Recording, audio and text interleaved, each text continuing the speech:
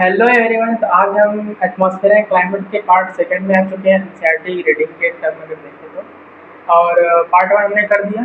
अगर पहले बता दे रहा हूँ, अगर आपने मतलब पार्ट वन नहीं देखा है तो पार्ट टू सेकंड स्टार्ट मत करिए, कि पार्ट फर्स्ट देखा है तब इसको स्टार्ट करिए। क्योंकि क्या है ना कि पार्ट फर्स्ट में मैंने जनरली एटमॉस्फेयर और क्लाइमेट्स के बारे में, क्लाइमेट नहीं, एटमॉस्फेयर और डिफरेंट अमाउंट ऑफ गैसेज जो है उसके बारे में बताया। पार्ट सेकंड में मैंने स्ट्रक्चर्स, जो हमारे ये वेरियस स्ट्रक्चर्स हैं या लेयर्स ऑफ एटमॉस्फेयर, उसके बारे में बताएंगे। तो पहले देख के आएंगे रहेंगे तो पता लिंक नहीं लगेगा कि एटमॉस्फेयर क्या होता है, उस पर डिफरेंट अमाउंट ऑफ गैसेज क्या थी और उनके परसेंटेज, ये सब याद रहेंगे थोड़ा सा। तो पार्ट फर्स्ट क्लियर होगा, सेकंड में आने में थोड़ा सा भी लगता है। वैसे ऐसा नहीं है कि पार्ट सेकंड आपको समझ में नहीं आएगा, पार्ट सेकंड आएगा समझ में, बस थोड़ा सा कंसंट्रेशन अगर लगा के रखेंगे तो आएगा समझ में। ठीक है, पार्ट सेकंड स्टार्ट करते हैं।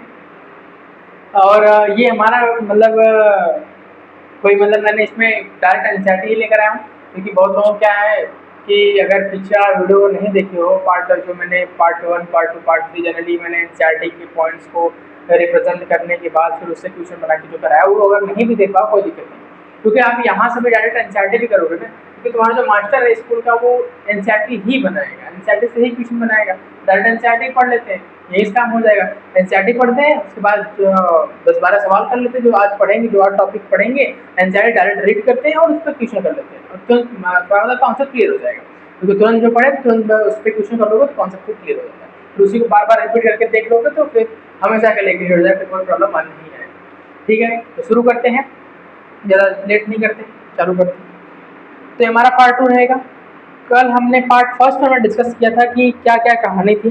पार्ट फर्स्ट हमने क्या देखा था कि जनरली क्या वेरियस अमाउंट ऑफ गैस के बारे में डिस्कस किया गया था, कि तुम्हारी नाइट्रोजन कितना है, ऑक्सीजन तुम्हारा कितना है, आर्गन कितना है, अदर अमाउंट ऑफ गैस कितनी है। तो आर्गन तुम्हारी 0.9% थी शायद, हाँ ठीक है 0.93 और 0.93, और CO2 तुम्हारा 0.04 था, नाइट्रोजन तुम्हारा 78 था, ऑक्सीजन तुम्हारा 21 था। तो हमारे जनरली परसेंटेज ऑफ गैसेज देखा था, और हमने ये देखा था कि जनरली एटमॉस्फेयर होता क्या है। एटमॉस्फेयर एक ब्लैंकेट ऑफ एयर को बोलते हैं, इसमें मिक्सचर ऑफ गैसेज और mixture of layers of structures हो जाते हैं, या लेयर्स होती हैं या गैसेज का मिक्सचर, दोनों का कॉम्बिनेशन से बनता है हमारा एटमॉस्फेयर। सबसे मेन रोल जो होता है हमारे एटमॉस्फेयर को फॉर्मेशन का, वो हमारी ग्रेविटी करती है। ग्रेविटी की वजह से सब ये खींचे रहते हैं, इसलिए क्या होता है हमारा एटमॉस्फेयर एक्सपोज या गायब नहीं होता। नहीं तो ह्यूमन लाइफ एग्जिस्ट ही नहीं, ह्यूमन लाइफ क्या कोई भी लाइफ एग्जिस्ट नहीं कर पाती। एटमॉस्फेयर नहीं रहेगा तो एक तरह से ना हमारा ये एटमॉस्फेयर पर बैलून की तरह सब कुछ बधा हुआ है, इसमें एनर्जी कंजर्व होती है इसकी पूरी। ठीक है, पूरा पैक्ड है, इसीलिए। नहीं तो अगर मान लो एयर लीक करता तो भाई साहब यहाँ प्लांट थक जाता ऑक्सीजन बनाते बनाते, बोलता कितना ऑक्सीजन सब कंज्यूम कर ले रहे हैं। ठीक है, तो पूरी बैलून की तरह है, पैक है, ब्लैंकेट ऑफ एयर। चालू करते हैं स्ट्रक्चर ऑफ एटमॉस्फेयर से।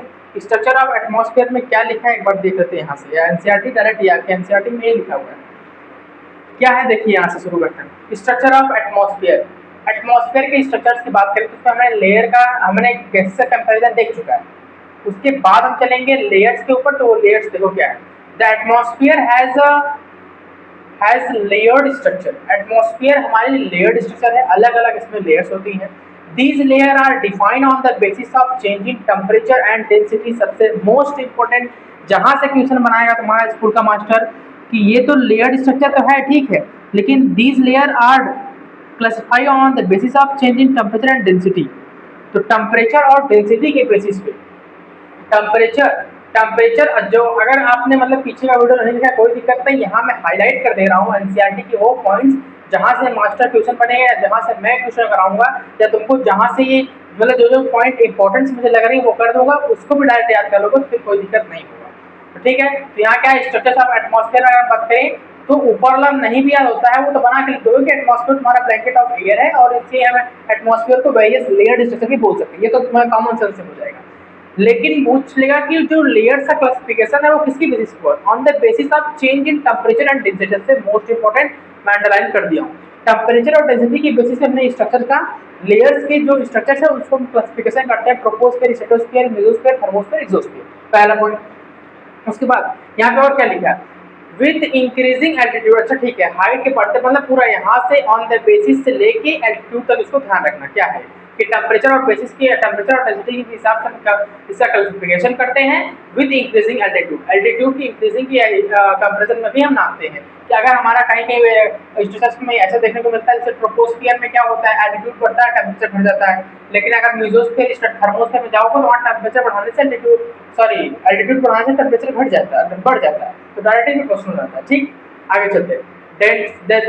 Density of air is highest near the earth surface. हमारे अर्थ सरफेस के पास एयर की डेंसिटी बहुत ज़्यादा होती है क्योंकि बहुत वेरी अमाउंट ऑफ गैसेस निकल रही है, पोल्यूशन हो रहा है, वोल्केनिक इरप्शंस हो रहे हैं, तुम्हारे CO2, NO2, SO2 बहुत सारे गैसेस निकल रही है, नाइट्रोजन है, ऑक्सीजन है, लेकिन ऊपर जाओगे डेंसिटी कम मिलेगा। इसीलिए यहाँ पे वेरियस अमाउंट ऑफ गैसेस होने की वजह से यहाँ पे हीट भी ज़्यादा रहता है, ऊपर कोल्ड ज़्यादा रहता है। ठीक है, दूसरा पॉइंट यहाँ से ये नीचे अंडरलाइन करना, density of air is highest near the earth surface. Earth surface जो हमारी अर्थ की सरफेस है जहाँ पे, या अर्थ सरफेस बोलो या अर्थ क्रस्ट बोलो, वहाँ पे क्या होती है, density of air is highest near the earth surface. यहाँ पे डेंसिटी एयर की बहुत ज़्यादा होती है। And decreases with altitude. Density temperature का वेरिएशन एल्टीट्यूड के इंक्रीज डिक्रीज होने से हो रहा है। दूसरा चीज और क्या इसमें, हाँ डेंसिटी का भी, डेंसिटी भी तुम्हारी घटती बढ़ती है। डेंसिटी बोलो, टेम्परेचर बोलो, इन सब का इफेक्ट हमने स्ट्रक्चरल क्लासिफिकेशन किसके बेसिस किया, हमने स्ट्रक्चर का क्लासिफिकेशन हमने टेम्परेचर और डेंसिटी के बेसिस पे किया। टेम्परेचर और डेंसिटी तुम्हारे एल्टीट्यूड के अकॉर्डिंग घटते बढ़ते रहते हैं। डेंसिटी ऑफ एयर हमारी अर्थ क्रस्ट मतलब एल्टीट्यूड बहुत ही कम रहेगा, मतलब हमारे आस पास बहुत ज़्यादा होगी। एल्टीट्यूड बढ़ाओगे तो डेंसिटी घटने लगेगी एयर की। उसमें क्या होता है, बहुत स्मॉल अमाउंट ऑफ ये एयर तुमको देखने को मिलेंगे ऊपर, जैसे हाइड्रोजन और हीलियम, जो कि बहुत ही लाइटर होते हैं, हल्के होते हैं इसलिए। और दूसरी चीज़ टेम्परेचर का वेरिएशन देखोगे तो एल्टीट्यूड बढ़ाने से टेम्परेचर घटता भी है, टेम्परेचर बढ़ता भी है। वो डिपेंड करता है कौन सा लेयर हो सकता है। यहाँ तक इतना ही इंपॉर्टेंट था।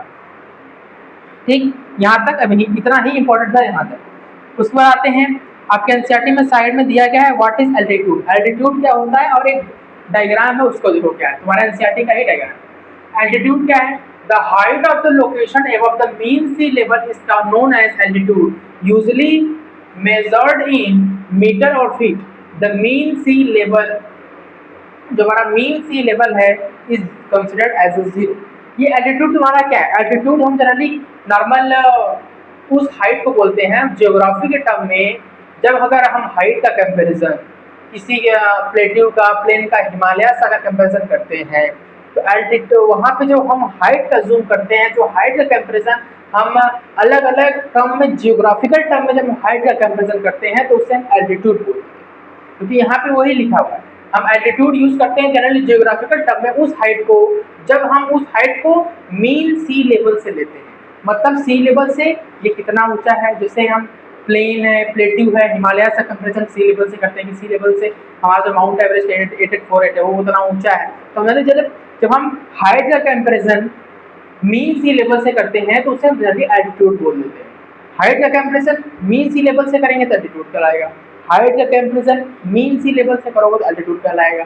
मीन सी लेवल को जनरली जीरो कंसीडर करके ही ऊपर की तरफ हाइट लेते हैं। हाइट का कंपैरिजन मीन सी लेवल से करने को भी हम एल्टीट्यूड कह देते हैं।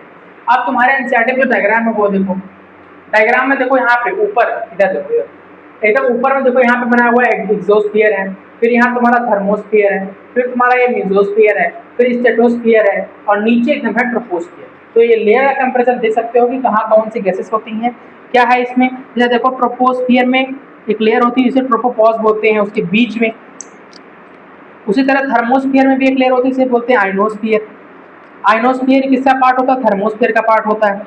यहाँ पे देखो मीजोपॉज है, यहाँ पे ट्रोपोपॉज है। ट्रोपोपॉज से स्ट्रेटोपॉज, मीजोपॉज का मतलब क्या होता है, जैसे ट्रोपोस्फीयर ऊपर तब आया, फिर यहाँ से स्ट्रेटोस्फीयर स्टार्ट होगा।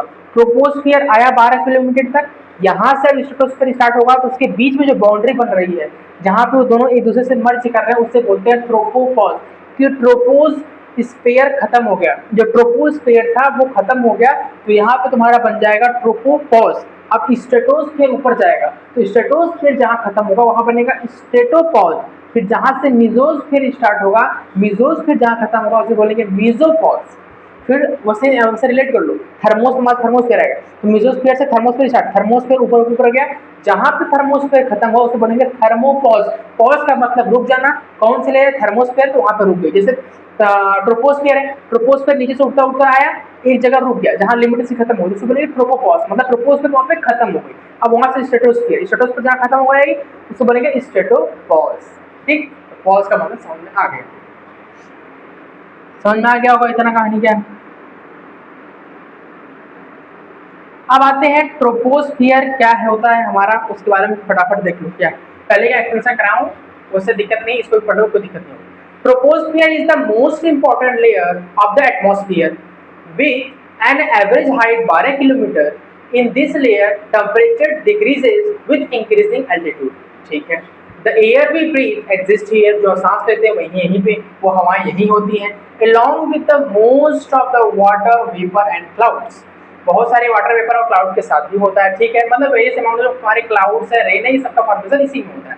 Nearly all the weather phenomena such as rainfall, fog and hail occur in this layer. क्योंकि क्लाउड है, रेन है, क्लाउड है तो जल्दी तुम्हारा रेन देखने को मिलेगा, और सभी जितनी जितनी फिनोमेना हो जाते हैं तुम्हारे क्लाउड के फॉर्मेशन से, वो भी तुमको सीजन वजन सब कुछ से देखने को मिलेगा। उसके बाद क्या है, the troposphere is separated from stratosphere by the transition zone that is known as tropopause। मतलब जहां पे ट्रोपोस्फियर खत्म होता है उसी को बोलते हैं ट्रोपोपॉज। ट्रोपोपॉज समझ में आ गया क्या है, जहां पे ट्रोपोस्फियर ऊपर की तरफ आया, जहां पे ट्रोपोस्फियर खत्म हुआ उसे बोलेंगे ट्रोपोपॉज, मतलब ट्रोपोस्फियर रुक गया, अब स्ट्रेटोस्फियर ऊपर गया। मान लो स्ट्रेटोस्फियर ऊपर गया, यहाँ पे आ गया स्ट्रेटोस्फियर, अब यहाँ से मेसोस्फियर स्टार्ट हो रहा है तो इसे बोलेंगे स्ट्रेटोपॉज, मतलब स्ट्रेटोस्फियर यहाँ पे रुक चुका है, अब यहाँ से मेसोस्फियर स्टार्ट होगा। अब मान लो नीचे से आया मेसोस्फियर यहाँ तक आ गया, अब मेसोस्फियर के ऊपर से थर्मोस्फियर स्टार्ट होगा, तो मेसोपॉज मतलब मेसोस्फियर की जो लेयर नीचे से आई वो यहाँ पे आके रुक गई है, इसे बोलेंगे मेसोपॉज। अब यहाँ से जो लेयर स्टार्ट होगी उसे बोलेंगे थर्मोस्फियर। ठीक है, ये समझ में आ गया। अब मैं इसमें हाईलाइट कर दे रहा हूँ जो तुम्हारा इंपॉर्टेंट है, क्या क्या है तुम्हारा, देखो troposphere is the most important layer, तो कहानी बोला इसलिए कुछ मतलब है नहीं। The average height 12 kilometre, troposphere की जो एवरेज हाइट होती है, ये पहला पॉइंट बनेगा कि ट्रोपोस्फियर की जो एवरेज हाइट होती है वो तुम्हारी कितनी होती है, 12 किलोमीटर हो जाती है। दिस लेयर, इसमें और important, temperature decreases with increasing altitude, ये दूसरा पॉइंट तुम्हारा इंपॉर्टेंट होगा। Temperature decreases with increasing altitude, मतलब जैसे जैसे हाइट बढ़ेगी इसमें टेम्परेचर घटता है, इसीलिए तो क्लाउड का फॉर्मेशन हुआ था, इसीलिए क्लाउड का फॉर्मेशन होता है, इससे तुमको बारिश भी ज्यादा तुमको ट्रोपोस्फियर के अंदर देखने को मिलेगी, क्योंकि जब इसमें टेम्परेचर घटता है मतलब आसपास में टेम्परेचर ज्यादा रहेगा तभी तो इवापोरेशन होगा, तभी तुम्हारा कंडेंसेशन से बादल बनेगा, और बादल बनेगा, बादल फ्रीज भी तो होना चाहिए, ऐसे भी हवा में टंग जाएगा, इसलिए टेम्परेचर घट जाता है। जैसे जैसे एल्टीट्यूड बढ़ाओगे टेम्परेचर घटेगा, तभी तो जो हवाएं हैं, जो हवा की डेंसिटी वहाँ पे बनेगी और टेम्परेचर घटाओगे तो फ्रीज हो जाएगी, वो वेपर से गैसेस से फिर वो सॉलिड स्टेट धीमे धीमे लेते चलेगी, मतलब धीमे धीमे लेने लगेगी। उसको जैसे जैसे टेम्परेचर बढ़ता है, सनराइज फॉल करती है, वो रेन के फॉर्मेशन में आ जाता है, जिससे वो कहाँ देखने को मिलता है, तो वो ट्रोपोस्फियर के अंदर देखने को मिल जाता है। समझे क्या कॉन्सेप्ट क्या है। जो हमारा एयर ब्रीथ करते हैं वो यहीं पे होती है। Most of the water vapours, cloud का फॉर्मेशन, ये तीसरा पॉइंट। वेदर फिनोमिना, रेनफॉल, ये फोर्थ पॉइंट। ट्रोपोस्फियर, ये तो मैंने बता दिया कि ट्रोपोपॉज बोलते हैं, ये फिफ्थ पॉइंट हो जाएगा। तो 5 पॉइंट यहाँ से मैंने तुमको बता दिया है कि ट्रोपोस्फियर सबसे मोस्ट इंपॉर्टेंट कहानी बोल रहा है, एवरेज हाइट 12 किलोमीटर। दूसरा, टेम्परेचर डिक्रीज करता है, इसे इंक्रीजिंग एल्टीट्यूड। रेनफॉल, क्लाउड का फॉर्मेशन, सीजन का फॉर्मेशन, सब इसी में देखने को मिलता है। और क्या इसमें है, इसमें और क्या है, हाँ ट्रोपोस्फियर जिससे सेपरेट होती है स्ट्रेटोस्फियर से बोलते हैं ट्रोपोपॉज। यहाँ तक ट्रोपोस्फियर खत्म। अब आते हैं हम अपने स्ट्रेटोस्फियर पे। स्ट्रेटोस्फियर क्या है, देखो stratosphere the above the troposphere lies, हाँ ठीक है कहानी बोल रहा, कोई दिक्कत नहीं। इसकी पहली पॉइंट जो इंपॉर्टेंट होगी वो यही है कि 50 किलोमीटर इसकी रेंज होती है। दूसरा, ideal for flying aeroplane because it is free for cloud and the other weather disturbance, दूसरा important. The notable feature of the stratosphere is that containing the ozone layer gases, O3 देखने को मिलता है, third point. Which shielded the filtering, ozone का काम क्या है, filtering the harmful sun radiation including ultraviolet. ये फोर्थ हो जाएगा। The stratosphere marks the boundary between stratosphere and the mesosphere. ये तो कहानी कोई मतलब नहीं इसका। 4 पॉइंट इसमें मुझे इंपॉर्टेंट दिखे, मैं तुझे बता दिया हूँ कि स्ट्रेटोस्फीयर 50 किलोमीटर की रेंज होती है। दूसरा क्या है इसमें कि ये क्या करता है, ये आइडियल होता है। आइडियल मतलब ये तुम्हारे एक तरह से बोल सकते हो कि बहुत सही होता है, या वाइटल है। वाइटल मतलब इंपॉर्टेंट है, या बोल सकते हो कि फ्लाइंग फॉर एरोप्लेन, एरोप्लेन के लिए उड़ने के लिए बहुत ही मतलब बहुत ही बढ़िया है, ऐसा समझो। एरोप्लेन के लिए सही है, क्योंकि हमारा क्लाउड का फॉर्मेशन, रेन का फॉर्मेशन, सीजन ज़्यादा हैवी रेनफॉल कहाँ देखने को मिलती है, ट्रोपोस्फीयर में। क्यों? क्योंकि यहाँ पे तुम्हारा टेम्परेचर बढ़ने से, एल्टीट्यूड बढ़ने से टेम्परेचर घट जाता है। दूसरी चीजें, स्ट्रेटोस्फीयर में ऐसा कुछ देखने को नहीं मिलता। स्ट्रेटोस्फीयर पूरा खाली होता है, वहां पे आराम से अपना एरोप्लेन उड़ाओ, सैटेलाइट उड़ाओ, कुछ भी उड़ाओ, कोई दिक्कत नहीं। चलिए, नोटेबल फीचर और एक तुम देख सकते हो स्ट्रेटोस्फीयर में क्या है, ozone layer formation. Ozone layer तुम्हें यही देखने को मिलती है, ओजोन लेयर जो कि सन से अल्ट्रा वायलेट रेडिएशन और हार्मफुल रेडिएशन, उन्हीं उसी को बोलते हैं हार्मफुल रेडिएशन, यूवी रेडिएशन, उससे हमको प्रोटेक्ट करता है। क्योंकि यूवी रेडिएशन जब सन की अगर हमारे ऊपर फॉल करने लगी तो लोगों को कैंसर होना स्टार्ट हो जाएगा, क्योंकि हाई पेनिट्रेटिंग होती है, वो फिल्टर कर देता है रेडिएशन को। ठीक है, ये 3-4 इंपॉर्टेंट के पार्ट थे। तो इसकी जो मैक्सिमम रेंज होती है 50 किलोमीटर होती है। शिल्डिंग करता है कि ओजोन लेयर होती है। तीसरा और क्या मैंने बताया, हाँ, आइडियल फॉर फ्लाइंग एरोप्लेन, सबसे मोस्ट इंपॉर्टेंट, एरोप्लेन आराम से उड़ा सकते हो, नो डिस्टर्बेंस, कोई टर्बुलेंस नहीं आएगा, क्योंकि यहाँ पे क्लाउड का फॉर्मेशन नहीं है।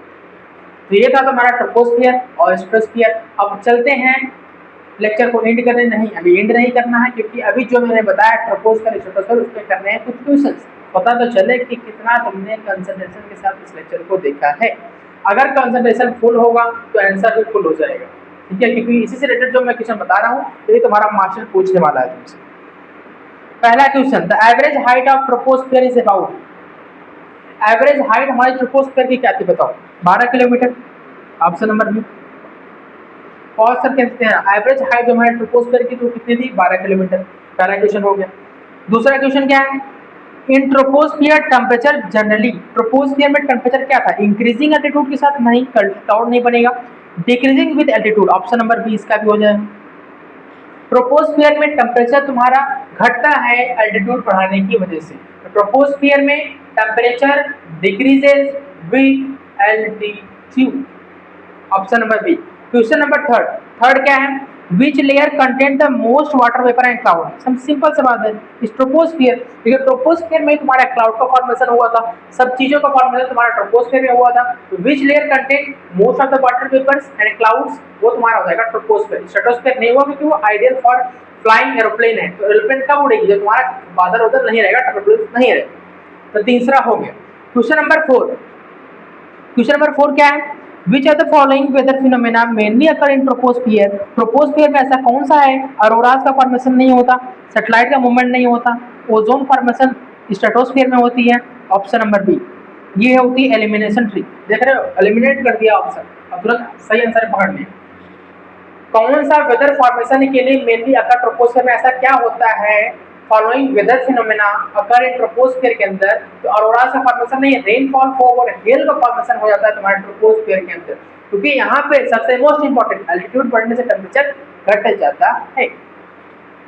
Question number 5, the transition zone between the troposphere and stratosphere is known as tropopause, option number सी।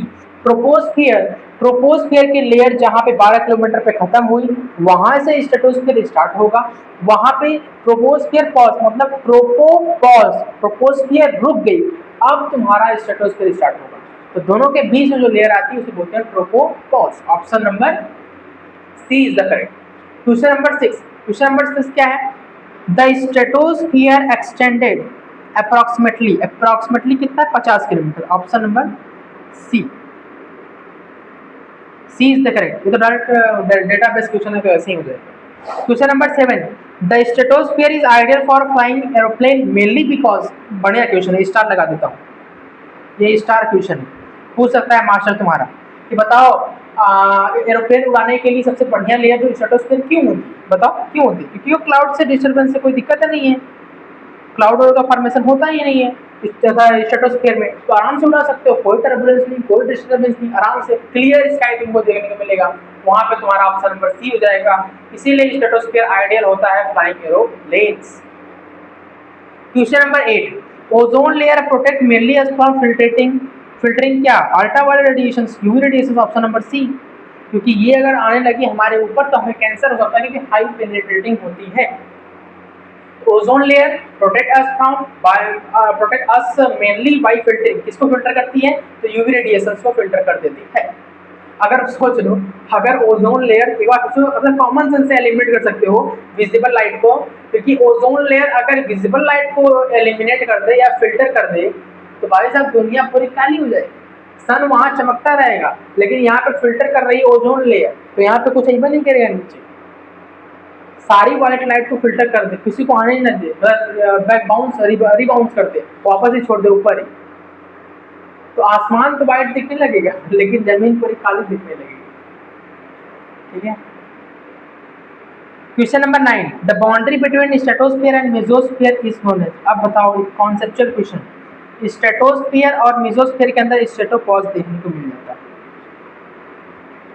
जहां से स्ट्रेटोस्फीयर स्टार्ट हुआ और जहां पे स्ट्रेटोस्फीयर रुक गई, जहां पे रुक गई लेयर, वहां से मेसोस्फीयर स्टार्ट होगा, उस लेयर को बोलेंगे स्ट्रेटोपॉज।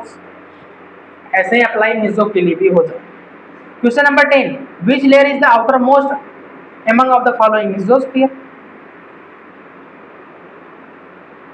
सबसे आउटर मोस्ट लेयर जो होती है वो मेसोस्फीयर, आगे बताएंगे, मैं नहीं भी पढ़ा कोई दिक्कत नहीं, पीछे का लेक्चर नहीं देखो तो यहाँ से कंटिन्यू कर सकते, कोई दिक्कत नहीं, चलेगा। सबसे जो आउटर मोस्ट होती है उसे एक्सोस्फीयर बोलते हैं। सबसे इनर मोस्ट जो हमारे पास होती है, अर्थ क्रस्ट के पास होती है, उसे हम बोल देते हैं, क्या तुम्हारा बोलते हैं, ट्रोपोस्फीयर। सबसे ऊपर आउटर मोस्ट मतलब ऊपर की तरफ, वो एक्सोस्फीयर, क्योंकि वो एक्सोस्फीयर इमर्ज जाती है स्पेस के, मतलब हाँ तुम्हारे स्पेस में इमर्ज हो जाती है, यूनिवर्स। ठीक, तो ये तुम्हारे 10 क्वेश्चन हो गए, कहानी खत्म। ठीक, हमने आज देखा ट्रोपोस्फियर क्या होता है, स्ट्रेटोस्फियर क्या है, डायरेक्ट एंड स्टैटिक देख लिया, एल्टीट्यूड का कंपैरिजन हमने देख लिया, और उस पर 10 क्वेश्चन कर लिए। तो अगर 100% कंसंट्रेशन से देखे होगे तो एक क्वेश्चन तुम्हारे सब बन गए होंगे। मेनली यही क्वेश्चन तुम्हारे यहाँ मास्टर पूछ सकता है, क्योंकि तुम्हारे सामने मैंने एनसीईआरटी एक्सप्लेन किया है। एनसीईआरटी में क्या था, जो मैं हाईलाइटेड पॉइंट है उसी को तुम बस शॉर्ट नोट्स की तरह अपने रफ कॉपी में ऐसे लिखते लिख के प्रैक्टिस कर लो, कहानी खत्म हो गया। ट्रोपोस्फियर तो क्या पूछेगा, ये पूछेगा नहीं, 12 किलोमीटर रेंज होती है, और एल्टीट्यूड बढ़ने से टेम्परेचर घट जाता है, क्लाउड फॉर्मेशन सब कुछ इसी में हो जाता है, बस यही पूछेगा ट्रोपोस्फियर में। स्पेस में क्या पूछेगा, 50 किलोमीटर रेंज है, क्लाउड फॉर्मेशन नहीं होता है, एरोप्लेन के लिए आइडियल है, ओजोन लेयर फॉर्मेशन, खत्म। और क्या पूछेगा स्ट्रेटोस्फीयर में, और उससे 10 क्वेश्चन करा दिए, खत्म का। एक क्वेश्चन मुझे जहाँ तक इम्पोर्टेंट लग रहा है कि स्ट्रेटोस्फीयर क्यों आइडियल होता है एरोप्लेन के लिए, क्योंकि इसमें क्लाउड का फॉर्मेशन नहीं होता और कोई टर्बुलेंस और डिस्टर्बेंस नहीं होता इसलिए। ठीक, तो ये हमारा कहानी खत्म हो गया। तो मिलते हैं पार्ट 3 में, तब तक के लिए ओके बाय, थैंक यू, जय हिंद, जय भारत।